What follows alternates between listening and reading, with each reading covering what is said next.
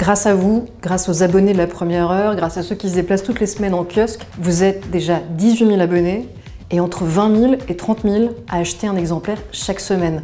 On va être très franc avec vous, puisque c'est notre marque de fabrique. On n'espérait pas, absolument pas, avoir un tel succès.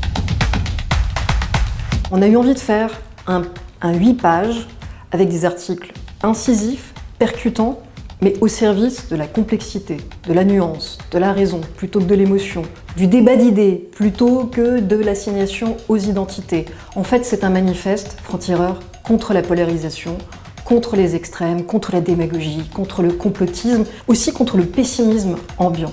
Et pour ça, on a réuni des gens très différents, qui ne sont pas tous journalistes. Des fois, il y a des philosophes, des syndicalistes, des artistes, ou même un ancien chef d'État, je vous laisse deviner lequel, parce qu'on estime que chacun a une part d'expertise qu'il faut revaloriser. Mais le défi, en fait, ce qu'on leur demande à tous, c'est d'être généreux dans la pédagogie, de dire clairement, franchement et simplement les choses de façon nuancée.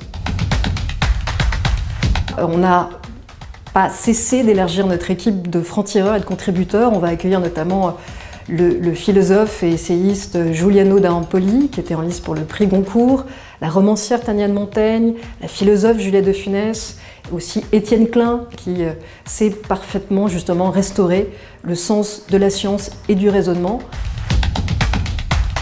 Et surtout, Francs-Tireurs, ça n'est qu'un début, une aventure que l'on continue grâce à vous, pour essayer de faire un journal toujours plus utile, informatif, et en même temps que ce soit vraiment un plaisir pour vous. Que ce soit le temps d'un café, que ce soit le temps d'un partage, que vous ayez envie de le partager par exemple avec vos enfants s'ils sont étudiants. On aimerait beaucoup pouvoir être un pont entre les générations, sans tabou, où on parle de tout, mais où on se comprend et où on s'écoute.